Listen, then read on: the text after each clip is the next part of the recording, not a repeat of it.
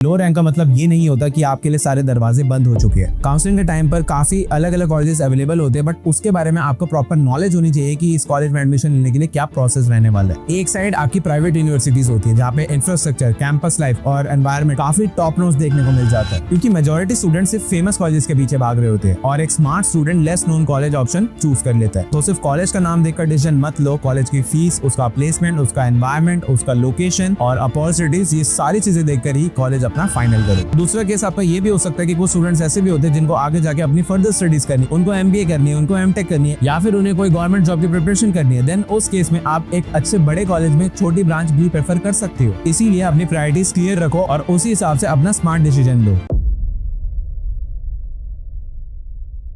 हर साल लाखों student JEE mains का एग्जाम देते हैं और एग्जाम के बाद स्टूडेंट्स के दिमाग में एक ही क्वेश्चन होता है कि भाई अब एडमिशन कहाँ मिलेगा। किसी को CSE चाहिए, किसी को एक डिसेंट कॉलेज, और कुछ स्टूडेंट्स तो ऐसे होते हैं जो लो रैंक देखकर पहले ही गिव अप कर देते हैं कि भाई अब तो हमारा कुछ भी नहीं हो सकता। लेकिन रियलिटी क्या है? इंजीनियरिंग आपके सिर्फ IITs या NITs तक लिमिटेड नहीं है। बहुत सारी काउंसलिंग्स, हिडन अपॉर्चुनिटीज और ऐसे भी कॉलेज एग्जिस्ट करते हैं जिनके बारे में स्टूडेंट्स को लास्ट मोमेंट तक पता ही नहीं होता। So hello everyone, welcome back to my channel. My name is Hemant and you are watching Hemant भैया ब्लॉग्स। आज की वीडियो उन स्टूडेंट्स के लिए जो काउंसलिंग सीजन में बहुत ज्यादा कंफ्यूज बैठे हैं। इस वीडियो में हम बात करेंगे लो रैंक में कौन कौन सी काउंसलिंग आपको फिल करनी चाहिए, ऐसी कौन कौन सी अपॉर्चुनिटीज उन स्टूडेंट्स के लिए भी है जिनकी अगर रैंक लो आई है आपके जेईई परसेंटाइल में, और कैसे एक स्मार्ट चॉइस फिलिंग करके एक बेटर कॉलेज या बेटर ब्रांच आपको अपने रैंक के अकॉर्डिंग मिल सकता है। तो वीडियो को एंड तक पूरा देखना, क्योंकि एक स्मॉल काउंसलिंग मिस्टेक आपका पूरा कॉलेज लाइफ इंपैक्ट कर सकता है। So now let's start the video. सबसे पहले तो ये समझना बहुत इंपॉर्टेंट होता है कि काउंसलिंग सिर्फ एक रैंक का गेम नहीं होता, आपकी इन्फॉर्मेशन और किस तरीके की प्लानिंग है उसका भी गेम होता है। बहुत से स्टूडेंट्स अपने रिजल्ट के बाद ये अज्यूम कर लेते हैं कि भाई अब तो हमारे लिए ऑप्शंस ही खत्म हो चुके हैं, लेकिन रियलिटी में एक्चुअल जो अपॉर्चुनिटीज है वो आपके काउंसलिंग टाइम पे ओपन होती है। सबसे पहले आती है आपकी जोसा काउंसलिंग, और यूजुअली स्टूडेंट्स को यही लगता है कि जोसा काउंसलिंग सिर्फ टॉपर्स के लिए होती है जिसकी रैंक बहुत अच्छी आ रखी है, लेकिन ऐसा बिल्कुल नहीं है। यहाँ सिर्फ आपको टॉप NITs ही नहीं, आपको यहाँ पे JFTIs और IIITs भी देखने को मिल जाते हैं। हो सकता है आपको स्टार्टिंग में आपका फेवरेट ब्रांच ना मिले, लेकिन एक डिसेंट गवर्नमेंट कॉलेज का एक्सपोजर, एक अच्छा पीयर ग्रुप और एक अच्छा कोडिंग कल्चर आपके फ्यूचर में काफी ज्यादा डिफरेंस क्रिएट करता है। अब उसके बाद आता है आपका जैक दिल्ली काउंसलिंग। अगर आप दिल्ली रीजन से हो तो इस काउंसलिंग को बिल्कुल लाइटली मत लेना। DTU, NSUT, IIIT Delhi, DSU जैसे कॉलेजेस आपको इसी काउंसलिंग के थ्रू अलॉट होते हैं। Strong placements, good college life और दिल्ली कोटा एडवांटेज की वजह से कई स्टूडेंट्स को एक्सपेक्टेड से बेटर कॉलेज ऑप्शन मिलने के चांसेस इसमें देखने को मिल जाते हैं। नेक्स्ट आती है आपकी MST CET काउंसलिंग। बहुत से स्टूडेंट इस काउंसलिंग को मिस कर देते हैं, लेकिन महाराष्ट्र के कॉलेजेस लाइक COAP और VJTI का टेक्निकल कल्चर और रेपुटेशन काफी ज्यादा स्ट्रॉन्ग माना जाता है, और आउटसाइड स्टेट के स्टूडेंट्स भी इस काउंसलिंग में पार्टिसिपेट कर रहे होते हैं।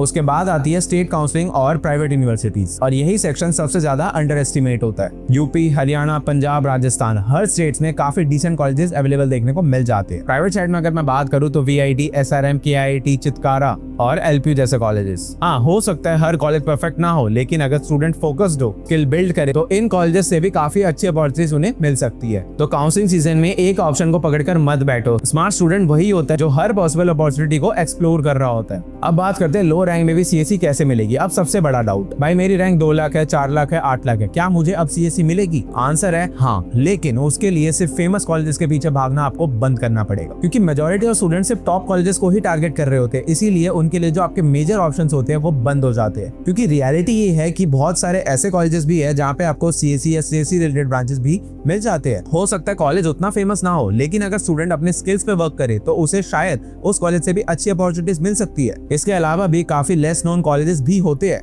जिनके बारे में स्टूडेंट्स को प्रॉपर इन्फॉर्मेशन ही नहीं होती। AI, data science, IT, computer engineering और ये सभी ब्रांचेस प्लेसमेंट टाइप पे आपको सिमिलर अपॉर्चुनिटीज ही दे रहे होते हैं। और एक important factor, state quota advantage या स्टेट काउंसलिंग बेनिफिट्स की वजह से स्टूडेंट्स काफी अच्छी अपॉर्चुनिटीज भी ले रहे होते हैं अपने स्टेट में रहते हुए, तो इवन एट हायर रैंक्स। तो काउंसलिंग में सिर्फ अपनी रैंक मत देखो, रिसर्च करो, ऑप्शंस एक्सप्लोर करो, और स्मार्ट चॉइस फिलिंग भी उस टाइम पे आपकी इक्वली इंपॉर्टेंट होती है। अब बात करते हैं काउंसलिंग स्ट्रेटेजी आपको कैसे बनानी चाहिए। अब काउंसलिंग सीजन में सबसे इंपॉर्टेंट होता है आपकी स्ट्रेटेजी, क्योंकि बहुत से स्टूडेंट्स क्या करते हैं, 1 या 2 काउंसलिंग फिल कर देते और अपने रिजल्ट का वेट कर रहे होते हैं। सबसे पहले आपकी जितने भी रेलेवेंट काउंसलिंग्स है उनके फॉर्म फिलअप करो टाइम से। जोसा हो, जैक हो, स्टेट काउंसलिंग हो, IP यूनिवर्सिटी हो या किसी प्राइवेट यूनिवर्सिटी का एप्लीकेशन फॉर्म हो, क्योंकि काउंसलिंग टाइम पे अपॉर्चुनिटीज उन्हीं स्टूडेंट्स को मिलती है जिन्होंने अपने लिए मैक्सिमम अपॉर्चुनिटीज डोर खोल के रखे होते हैं। और एक बहुत बड़ा मिस्टेक, कुछ स्टूडेंट्स इंपॉर्टेंट काउंसलिंग बिल्कुल मिस कर देते हैं और बाद में रिग्रेट कर रहे होते हैं कि काश हमने ये काउंसलिंग फॉर्म पहले भर दिया होता। इसीलिए रजिस्ट्रेशन की deadlines properly time to time check करते रहा करो, और choice filling round properly track करना बहुत इंपॉर्टेंट होता है। और हमेशा अपना बैकअप ऑप्शन रेडी रखो। एक ड्रीम कॉलेज के पीछे बैठे मत रहना। 2-3 सेफ ऑप्शन, 2 मॉडरेट ऑप्शन और एक ड्रीम कॉलेज ऑप्शन रखना एक स्मार्ट स्ट्रेटेजी मानी जाती है। अब बात करते हैं लो रैंक में कौन सा कॉलेज ऑप्शन प्रेफर करना चाहिए। अब एक चीज जो हर स्टूडेंट को समझना चाहिए कि लो रैंक का मतलब ये नहीं होता कि आपके लिए सारे दरवाजे बंद हो चुके हैं। काउंसलिंग के टाइम पर काफी अलग अलग कॉलेजेस अवेलेबल होते हैं, बट उसके बारे में आपको प्रॉपर नॉलेज होनी चाहिए कि इस कॉलेज में एडमिशन लेने के लिए क्या प्रोसेस रहने वाला है। एक साइड आपकी प्राइवेट यूनिवर्सिटीज होती है जहाँ पे इंफ्रास्ट्रक्चर, कैंपस लाइफ और एनवायरमेंट काफी टॉप नॉच देखने को मिल जाता है। SRM, VIT, KIT, Chitkara, LPU जैसे कॉलेजेस हर साल हजारों स्टूडेंट्स को ये कॉलेजेस अपॉर्चुनिटीज दे रहे होते हैं। और दूसरी साइड पे आपके स्टेट गवर्नमेंट कॉलेजेस होते हैं जिनका फीस स्ट्रक्चर कंपैरेटिवली काफी कम होता है और उनका लोकल इंडस्ट्री कनेक्शन काफी ज्यादा स्ट्रॉन्ग होता है। कई बार ये कॉलेजेस उतने फेमस नहीं होते, लेकिन प्लेसमेंट्स के टाइम पे काफी अच्छी अपॉर्चुनिटीज भी स्टूडेंट्स को दे रहे होते हैं। और फिर आते हैं ऐसे इंस्टीट्यूट जिनके कट ऑफ कंपैरेटिवली कम रहते हैं, और यही कॉलेजेस काउंसलिंग टाइम पे आप लोगों के लिए एक हिडन अपॉर्चुनिटीज बन सकते हैं, क्योंकि मेजॉरिटी स्टूडेंट सिर्फ फेमस कॉलेजेस के पीछे भाग रहे होते हैं और एक smart student less known college option choose कर लेता है। तो सिर्फ कॉलेज का नाम देखकर डिसीजन मत लो। कॉलेज की फीस, उसका प्लेसमेंट, उसका एनवायरमेंट, उसका लोकेशन और अपॉर्चुनिटीज, ये सारी चीजें देखकर ही कॉलेज अपना फाइनल करो। अब काउंसलिंग का सबसे कंफ्यूजन क्वेश्चन कि भाई CSE चूज करें या कोई दूसरी ब्रांच, क्योंकि बहुत से स्टूडेंट्स एक एवरेज कॉलेज में CSE ले लेते हैं और कुछ स्टूडेंट्स बेटर कॉलेज के लिए लोअर ब्रांच प्रेफर कर लेते हैं। और इसका कोई फिक्स्ड आंसर नहीं होता, ये कंप्लीटली डिपेंड करता है आपके गोल पे कि आपको आगे जाके फ्यूचर में करना क्या है। अगर आपको आगे जाके टेक्निकल प्लेसमेंट चाहिए, अगर आपको सॉफ्टवेयर डेवलपमेंट या फिर आपको जॉब ही करनी है, then you can definitely go with CSE, अगर आपको आगे जाके CSE में ही प्लेसमेंट चाहिए। और दूसरा केस आपका ये भी हो सकता है कि कुछ स्टूडेंट्स ऐसे भी होते हैं जिनको आगे जाके अपनी फर्दर स्टडीज करनी है, उनको MBA करनी है, उनको MTech करनी है, या फिर उन्हें कोई गवर्नमेंट जॉब की प्रिपरेशन करनी है। देन उस केस में आप एक अच्छे बड़े कॉलेज में छोटी ब्रांच भी प्रेफर कर सकते हो। इसीलिए अपनी प्रायोरिटीज क्लियर रखो और उसी हिसाब से अपना स्मार्ट डिसीजन लो। सिर्फ एक काउंसलिंग पर बिल्कुल डिपेंड मत रहना। आपके आसपास नहीं है, आपको जितनी काउंसलिंग देखने को मिलती है, अगर आप दिल्ली लोकेशन से हो या फिर आप यूपी, बिहार, आप किसी भी एरिया से हो,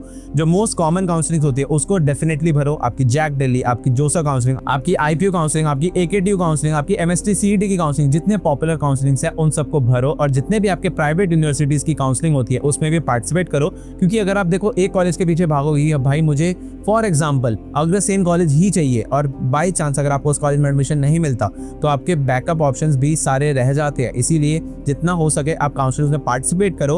एट द एंड अपने एक ड्रीम ऑप्शंस बना के चलो कि हाँ मुझे मेरा ये ड्रीम कॉलेज है, बट साथ के साथ रियलिस्टिक कॉलेज और आपके जो रियल कॉलेज मिलने के चांसेस है अपनी लिस्ट रेडी रखना, क्योंकि काउंसलिंग के टाइम पे कोई भरोसा नहीं होता कि आपको कौन सा कॉलेज कब मिल जाए एंड कौन सी ब्रांच कौन से कॉलेज में मिल जाए। और चॉइस फिलिंग के टाइम पे ये मिस्टेक्स तो बिल्कुल भी मत करना। जो सबसे कॉमन मिस्टेक जो स्टूडेंट्स कर रहे होते हैं, डेडलाइन मिस करना, registration date, document upload, choice filling lock करना या फीस पेमेंट करना, ये बहुत सारी छोटी छोटी मिस्टेक्स है जो स्टूडेंट हर साल कर रहे होते हैं। अगर आपको अभी भी कोई डाउट या कोई भी क्वेरी आती है, then you can directly contact me on my Instagram. मैं आपको डिस्क्रिप्शन में लिंक भेज दूंगा। साथ ही साथ अगर आप लाइफ पाथ एडवाइजर से भी कॉन्टैक्ट करना चाहते हैं, then you can directly contact with life path advisor. अगर किसी भी कॉलेज में एडमिशन से रिलेटेड या डायरेक्ट एडमिशन से रिलेटेड कोई भी क्वेरी आती है, आप उनसे अपनी सारी क्वेरीज पूछ सकते हो, दे कैन हेल्प यू। अब बात करते हैं आगे कि कॉलेज आपका बस एक स्टार्टिंग पॉइंट होता है। फाइनल सक्सेस आपकी स्किल्स, आपकी कंसिस्टेंसी और आपकी राइट डिसीजंस पर डिपेंड करता है। तो प्रेशर लेने के बजाय स्मार्ट प्लान करो, रिसर्च करो और अपने काउंसलिंग सीजन को प्रॉपर्ली यूटिलाइज करो और उसको समझो। आई होप ये वीडियो आप लोगों के लिए काफी ज्यादा हेल्पफुल रही होगी।